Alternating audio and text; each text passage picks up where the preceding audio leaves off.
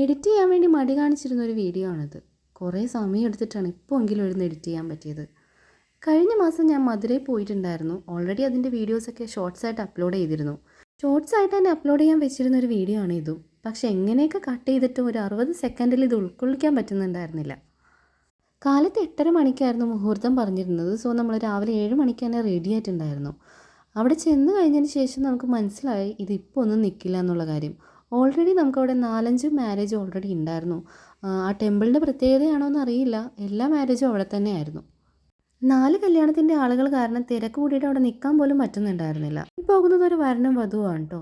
ആ വധുവിൻ്റെ സിമ്പിൾ ഓർണമെൻറ്റ്സും ലുക്കും ഒക്കെ ആയിരുന്നു. ഞാനങ്ങനെ വളരെ കുറച്ച് മാത്രമാണ് ഹിന്ദു ടെമ്പിൾ വെഡ്ഡിങ്സിൽ ഇങ്ങനെ സിമ്പിളായിട്ട് മേക്കപ്പ് ചെയ്യുന്നത്, പ്രത്യേകിച്ച് തമിഴ്നാട്ടിൽ. ഈ കണ്ണാണ് കേട്ടോ നമ്മുടെ മാരേജ്. ഉദയലക്ഷ്മിയും രാജയും ഒരുപാട് കാലത്തെ കാത്തിരിപ്പിന് ശേഷമാണ് അവർ മാരേജ് ചെയ്യുന്നത്. ഒരു 7 വർഷത്തെ നീണ്ട കാത്തിരിപ്പ്. ഒരുപാട് സന്തോഷം തോന്നി അവളെ ഇന്നീ വെഡ്ഡിങ് ലുക്കിൽ കാണാൻ കഴിഞ്ഞപ്പോൾ. ഒരു 6 വർഷങ്ങൾക്ക് മുൻപാണ് ഞാൻ അവളെ കാണുന്നതും മീറ്റ് ചെയ്യുന്നതൊക്കെ. അതിനുശേഷം ഈ 6 വർഷങ്ങൾക്ക് ശേഷം അവൾ ഈ വേഷത്തിൽ കാണാൻ കഴിഞ്ഞപ്പോൾ എനിക്ക് ഒത്തിരി, സത്യം പറഞ്ഞു കഴിഞ്ഞാൽ പറയാൻ പറ്റാത്തൊരു സന്തോഷം എനിക്ക് അന്നുണ്ടായിരുന്നു. കുറച്ചൊക്കെ സിമിലാരിറ്റി ഉണ്ട് കേരളത്തിലെ വെഡ്ഡിങ്ങും തമിഴ്നാട്ടിലെ വെഡ്ഡിങ്ങുമായിട്ട്. പിന്നെ ചടങ്ങുകളൊക്കെ കുറച്ച് വ്യത്യാസമാണെന്ന് മാത്രം. ചില കാര്യങ്ങളൊക്കെ ചെയ്യുന്നത് വളരെ നീട്ടിയിട്ടാണ്. പിന്നെ അതുപോലെ തന്നെ ഈ സിന്ദൂരം തൊടുന്നതായാലും താലി കെട്ടുന്നതായാലും താലിയുടെ കെട്ടിൻ്റെ സമയത്തുണ്ടാകുന്ന ചടങ്ങുകളായാലും ഒക്കെ വ്യത്യാസമുണ്ട്. ഈ തലയിൽ വെച്ചിരിക്കുന്ന ആ ഒരു തലപ്പാവുണ്ടല്ലോ, അത് ഈ വെഡ്ഡിങ് കഴിയുമ്പോൾ തന്നെ കെട്ടിക്കൊടുക്കുന്നതാണ്. ആ തലപ്പാവ് വെച്ചിട്ടാണ് ഇവർ കൈ പിടിച്ചിട്ട് അമ്പലം ചുറ്റുന്നതും ഒക്കെ. അമ്പലത്തിൽ നടക്കുന്ന ചടങ്ങുകളുടെ കാര്യങ്ങളൊന്നും എനിക്ക് കൃത്യമായിട്ട് അറിയില്ല. പിന്നെ കണ്ടത് വെച്ച് പറയാമെന്ന് മാത്രമേ ഉള്ളൂ. ഇപ്പോൾ അവർ അമ്പലത്തിൽ കൈപിടിച്ച് വലം വയ്ക്കാൻ പോവുകയാണ്. വലം വെച്ച് കോവിലിൻ്റെ ഫ്രണ്ടിൽ വരുന്ന സമയത്താണ് ഈ തലപ്പാവ് വരുന്നത്. ഇനി തലപ്പാവിൻ്റെ ചടങ്ങുകൾ തീർന്നിട്ടാണോ ചൂടെടുത്തിട്ടാണോ എന്ന് എനിക്കറിയില്ല കറക്റ്റായിട്ട്. എനിവേ ഇവിടെ വെച്ചാണ് വരുന്നത്. ഇതാണ് കേട്ടോ നമ്മുടെ വേറൊരു വരനും വധുവും. പിന്നെ നമ്മളിപ്പോൾ കണ്ട വധുവും നേരത്തെ കണ്ട വധുവും same colour maroon check colour sari കൊടുത്തിരുന്നു. ഇനി അതെന്തെങ്കിലും നമ്മളിപ്പോൾ കേരള സാരി കെട്ടിൻ്റെ സമയത്ത് കൊടുക്കുന്ന പോലെയാണോ എന്ന് എനിക്കറിയില്ല. വലം വെച്ച് കഴിഞ്ഞതിന് ശേഷം അനുഗ്രഹം വാങ്ങിക്കുന്ന ചടങ്ങാണത്. ഓരോരുത്തർ വന്നിട്ട് അനുഗ്രഹിക്കും. അതിനുശേഷം ഇവർ വലം വെച്ചപ്പോൾ കൊണ്ടുവന്ന തളികയിലുണ്ടായിരുന്ന ഒരു മാറ്റ് ഉണ്ടായിരുന്നു, അതവിടെ വിരിച്ചിട്ട് വധുവിനും വരനും പാലും പഴവും കൊടുക്കുന്നൊരു ചടങ്ങാണ്. എനിക്ക് തോന്നുന്നു വരൻ്റെ സിസ്റ്റേഴ്സാണ് അത് ചെയ്യുന്നത്. ഇവിടെയാണെങ്കിൽ സാധാരണ വീട്ടിൽ വന്നതിന് ശേഷം ചെയ്യുന്ന ഒരു ചടങ്ങാണത്. പക്ഷെ അവിടെ അമ്പലത്തിൽ വെച്ചിട്ടാണ് കേട്ടോ ഇതെല്ലാം ചെയ്യുന്നത് തന്നെ. കല്യാണം ഉണ്ടായതിൽ ഒരു കല്യാണത്തിന് മാത്രമാണ് ഈ ചെണ്ട അറേഞ്ച്മെൻറ്റ്സ് ഒക്കെ ഉണ്ടായിരുന്നത്. ഇതോടുകൂടി ചടങ്ങുകളൊക്കെ കഴിഞ്ഞു. ഇനി നമ്മൾ നേരെ സ്ട്രെയിറ്റ് ഹാളിലേക്ക് പോവുകയാണ്. നമ്മളവിടെ ചെല്ലുമ്പോൾ തന്നെ നമുക്ക് ബ്രേക്ക്ഫാസ്റ്റ് ഉണ്ട്. കാരണം നമ്മൾ നേരത്തെ പോയതാണ് അമ്പലത്തിൽ. സോ ചടങ്ങ് കഴിഞ്ഞ് വരുന്നവർക്കൊക്കെ അവർ ബ്രേക്ക്ഫാസ്റ്റ് ഉണ്ടായിരുന്നു.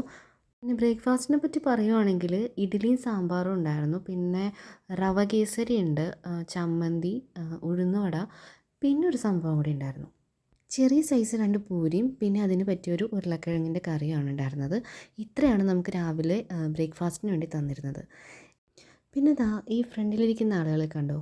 ഇവർ ഇവിടെ ഇരിക്കുന്ന ആക്ച്വലി നമ്മൾ സാധാരണ ഗിഫ്റ്റൊക്കെ ആയിട്ട് കൊടുക്കുമല്ലോ കല്യാണത്തിന്, കവറ് ഗിഫ്റ്റൊക്കെ ആയിട്ട് ക്യാഷൊക്കെ കൊടുക്കുന്നൊരു ചടങ്ങുണ്ടല്ലോ.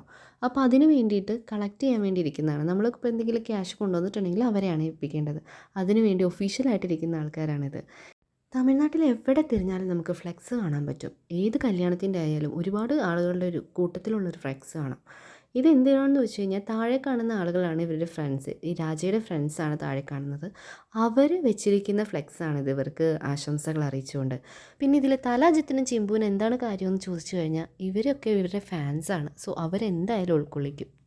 അങ്ങനെ നമ്മൾ ഹോളിലൊക്കെ ചടങ്ങുകളൊക്കെ കഴിഞ്ഞതിന് ശേഷം നേരെ വെക്കേറ്റ് ചെയ്തിട്ട് നമ്മൾ നേരെ പോയത് വെട്രി സിനിമാസിലേക്കായിരുന്നു. ആക്ച്വലി നമുക്ക് രാത്രിയായിരുന്നു ബസ് ടൈം ഉണ്ടായിരുന്നത്. നമ്മൾ വന്നിരുന്ന എല്ലാവരും ബുക്ക് ചെയ്ത ടൈം എന്ന് പറയുന്നത് നൈറ്റായിരുന്നു. നൈറ്റാണ് ബാംഗ്ലൂർ ടു കൊച്ചി നമുക്ക് ബസ്സുള്ളത്. അപ്പോൾ നമ്മൾ അത്രയും നേരം സ്പെൻഡ് ചെയ്യാൻ വേണ്ടിയിട്ട് എവിടെയെങ്കിലും ഒരു സ്ഥലം കണ്ടുപിടിക്കണമെന്ന് കരുതിയിട്ട് അങ്ങനെ നമ്മളൊരു സിനിമ ബുക്ക് ചെയ്യാമെന്ന് വിചാരിച്ചു. അമരനായിരുന്നു. അപ്പം കങ്കുവയാണ് അവിടെ റിലീസിന് ഞങ്ങൾ കങ്കുവ ഫിക്സ് ചെയ്തു. അപ്പോൾ ഞങ്ങളുടെ ഗ്രൂപ്പിലുണ്ടായിരുന്ന കുറച്ച് പേര് അമരം കാണാൻ വേണ്ടി കയറി. ഞാനും എൻ്റെ ഫ്രണ്ട് മീരയും കൂടി കങ്കുവ കാണാൻ കയറി. കങ്കുവക്ക് അങ്ങനെ വലിയ തിരക്കൊന്നും ഉണ്ടായിരുന്നില്ല. ബട്ട് കങ്കുവ കാണാത്തത് കൊണ്ട് അതിന് തന്നെ കയറാമെന്ന് വിചാരിച്ചു. പിന്നെ വെട്രി സിനിമാസിനെ പറ്റി പറയുവാണെങ്കിൽ ആക്ച്വലി ഇത്രയും വലിയൊരു സംഭവം തമിഴ്നാട്ടിലുണ്ടെന്ന് എനിക്കറിയില്ലായിരുന്നു. And it's really amazing. അതിൻ്റെ എൻട്രി സെക്ഷനാണ് ഈ കാണുന്നത്. ഇതിൻ്റെ ഉള്ളിലേക്ക് കയറി കഴിഞ്ഞാൽ ഒത്തിരി സ്ക്രീൻസ് ഉണ്ട്. At A time I think ഒരു 7 സ്ക്രീൻസ് എങ്കിലും റണ്ണിങ് ഉണ്ട്. ഒരുപാട് സ്ക്രീൻസും ഉണ്ട്. അതുപോലെ തന്നെ നല്ല ക്രൗഡഡാണ്. ബട്ട് അത്രയും ആൾക്കാർ അസംബിൾ ചെയ്യാനുള്ളൊരു സ്പേസ് അതിനുണ്ട്. ഒരു കൊച്ചിൻ ഒബ്രോൺ മാളിൻ്റെയൊക്കെ ഒരു സ്പേസ് ഉണ്ട് ഈ വെട്രി സിനിമാസിന്. സിനിമ തിയേറ്റർ മാത്രമായിട്ട് ഇത്രയും വലിയൊരു സംഭവം ഞാൻ ആദ്യമായിട്ട് കാണുവാണ്.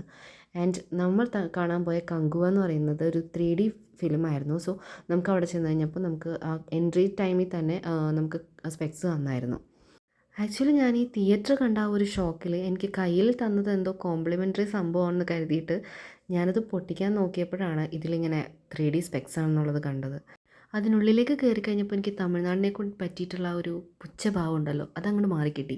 ഇത്രയും വലിയൊരു സംഭവം നമ്മുടെ കേരളത്തിലുണ്ടോയെന്ന് എനിക്ക് സംശയമാണ്. PVR ഒക്കെ ആണെങ്കിലും അതിനുള്ളിൽ ഒരു ഷോപ്പിംഗ് മാളിനുള്ളിൽ വരുന്ന ഒരു സംഭവമാണ്. സിനിമയ്ക്ക് വേണ്ടിയിട്ട് മാത്രമാണ് ഇത് അവിടെ ഉള്ളത്. അത്രയും പോലെ തന്നെ ആളുകളും ഉണ്ട്.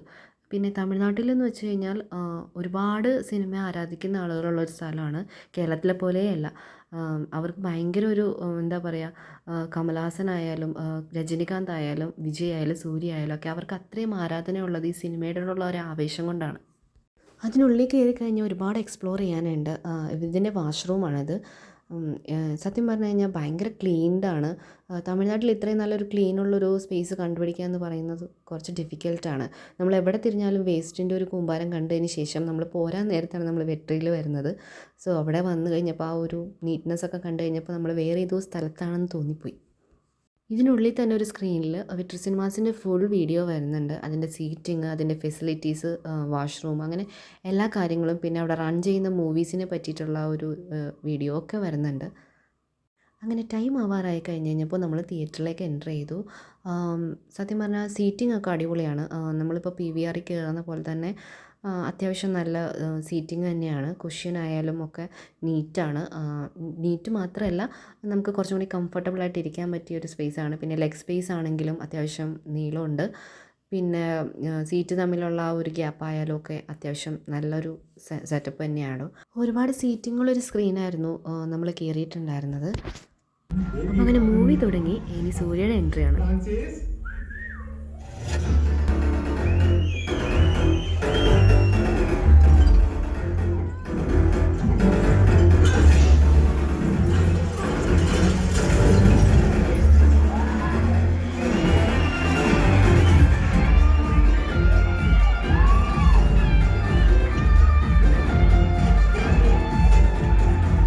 പിന്നെ എക്സ്പീരിയൻസ് ചെയ്തവർക്ക് അറിയാൻ പറ്റും, തമിഴ്നാട്ടിലെ ഒരു സ്റ്റാറിൻ്റെ ഒരു മൂവി കാണാൻ പോയി കഴിഞ്ഞ് കഴിഞ്ഞാൽ ഭയങ്കര സൗണ്ടായിരിക്കും.